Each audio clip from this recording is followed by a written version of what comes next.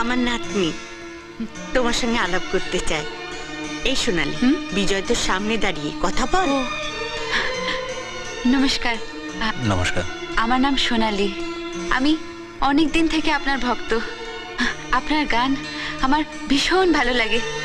জানেন, আপনার সঙ্গে দেখা করবার অনেকবার চেষ্টা করেছি, কিন্তু কিছুতেই হয়ে ওঠেনি।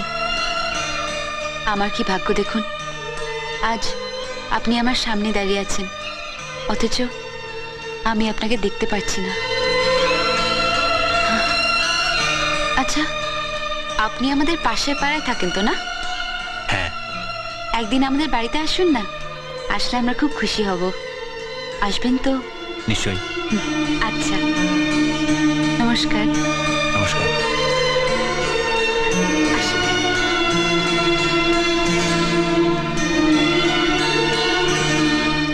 अरे थोड़ा जल्दी से ढक्कन खोल के दे दर्कन सा। ও কেশুদা, কেশুদা শোনো না, আরে একবার শোনো না, কোথায় যাচ্ছ? না না, আমি ভালো হয়ে গেছি, মাল খাওয়া ছেড়ে দিয়েছি, ডাকিস না। আরে দাদা, তুমি ভালো হয়ে গেলে আমাদের ভালো হবে কি করে? আরে গুরু শোনো না, শোনো না। আরে তোদের ভালো করতে গিয়ে তো আমি নিজের মন্দ করতে পারি না। अरे तुम्हें माल खेते হবে না, তুমি খালি চিপিটা খুলে দিয়ে যাও না। চিপি খুলতে পারে না, মাল খেতেস। আরে দাদা, তোমার মতন এক্সপার্ট কে আছে কেষ্টদা?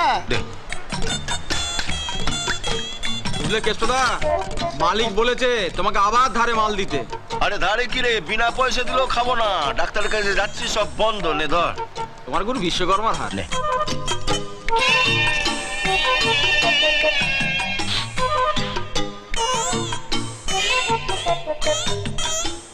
প্রতিজ্ঞাটা ভেঙে দিলি তো? প্রতিজ্ঞাটা ভেঙে কথা বলে না, ঘ্রাণের অর্ধভোজন, অর্ধেকটা খেয়ে কি করবো, পুরোটাই খেয়ে। পাইলাম নয়, তোমার নায়িকা সব সংবাদ আমরা নিয়ে এসেছি। নায়িকা? সোনালি, সোনালি ঠিকানা 32 ধরনী শুনলেন, দোতলার ভাড়াটে। ভাড়াটে?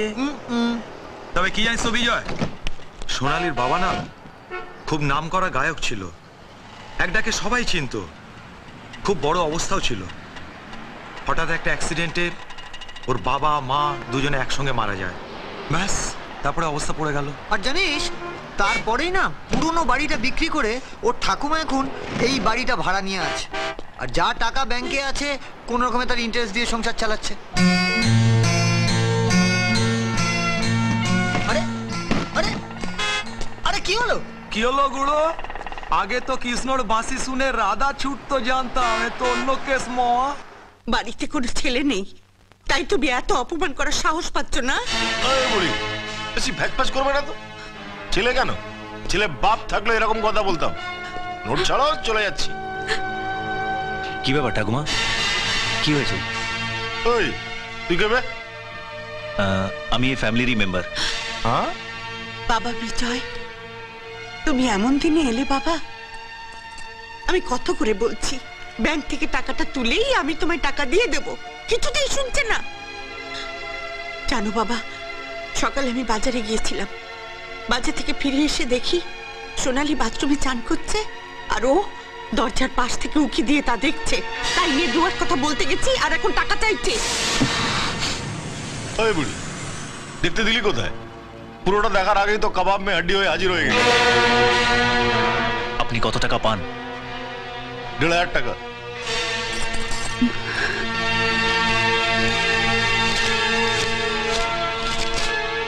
পুরোটাই আছে। আপনি কেন টাকা দিচ্ছেন? এই প্রশ্নের সময় এখন নয়। আপনাদের দুঃসময় যদি আমি... বাহ বুড়ি বাহ, নাতনির ভালোই রেট লাগিয়েছো। হ্যাঁ? আরে আমি এই বাড়ির মালিক, তোমার নাতনিকে একবার আমার কথা ভাবতে বলো না, রেট বাড়িয়ে দেবো মাইরি। এ বুড়ি সবাইকে বল, পুরো পাড়াকে বলে আমার ছেলে নেই, ছেলে নেই, ছেলে নেই, শুধু নাকে কান। আমাদেরকে চোখ পড়ে না? হ্যাঁ, আরে ছেলে না ভাবতে পারো, নাচ জামাই তো ভাবতে পারো, কোনো অভাব থাকবে না। আসলে অন্ধ হলে যা হয়, চোখ থাকলে কি এসব ছেলে ছোকরাকে পাত্তা দিত?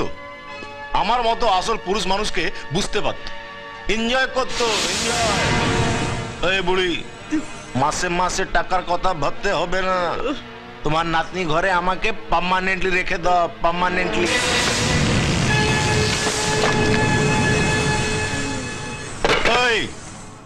এই চেয়ার টেবিল যা ভাঙছিস ভাঙ, ওটা ওদের জিনিস, কিন্তু আমার এই বাড়ির দেয়ালে একটা টোকা মেরেছিস না, তোর এই থোবরটা ভেঙে দেবো, বুঝলি? কোন বলি, কাল যখন বাজারে যাবি দেরি করে ফিরবি। তোর নাতনির চান করা অর্ধেকটা দেখেছি, কাল পুরো দেখবো।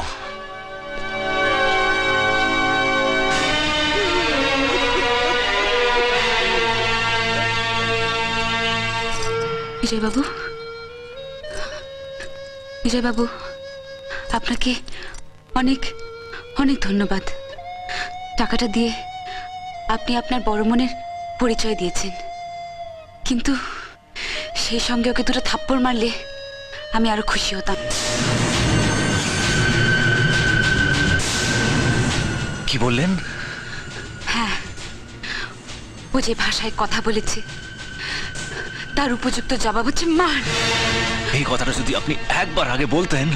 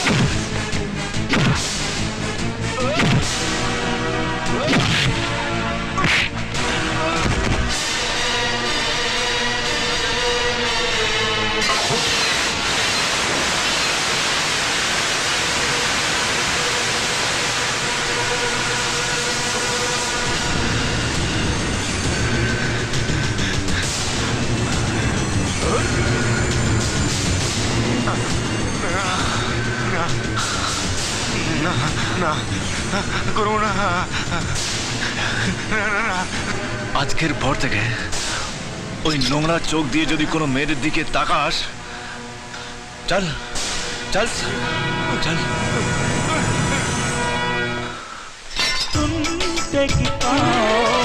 এই গান আমার, এই গান আমার, এই গান আমার।